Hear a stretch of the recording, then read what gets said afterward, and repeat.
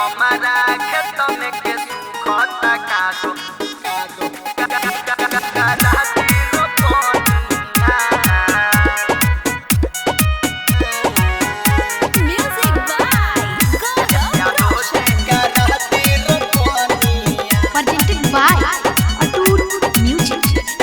खोज दी हमारा ला दू चार जाना जे मांगम से देहब करब नहीं माना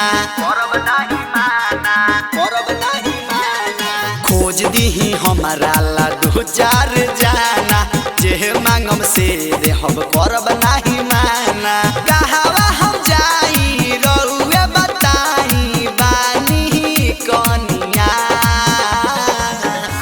कि हमारा खेत में के सुखता कादो यादो जी का राती रोपनिया कि हमारा खेत में के सुखता कादो यादो जी का राती रोपनिया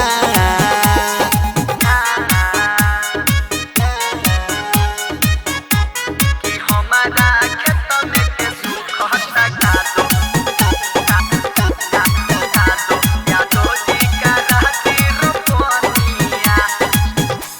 घमावा से सुख ताटे खेतावा के बिया बानिया सगरे बाहर बारन मोरा पिया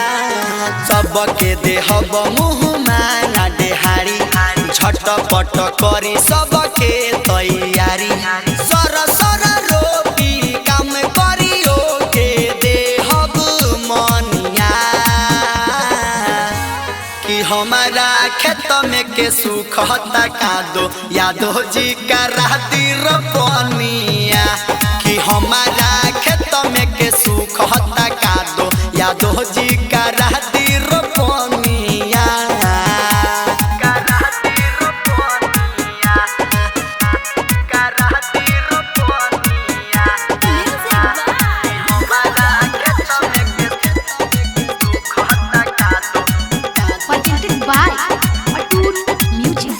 सन में मुना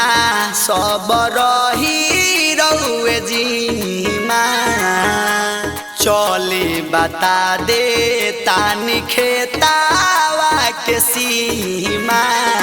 आज भर हमरो बात रउआ मानी पैसा से हम पटावा तानी पानी राजन रंगीला करी जन लीला बुझी परसनिया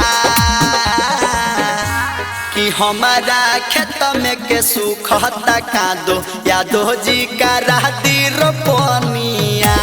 कि हमारा खेत में के सुखता कादो यादो जी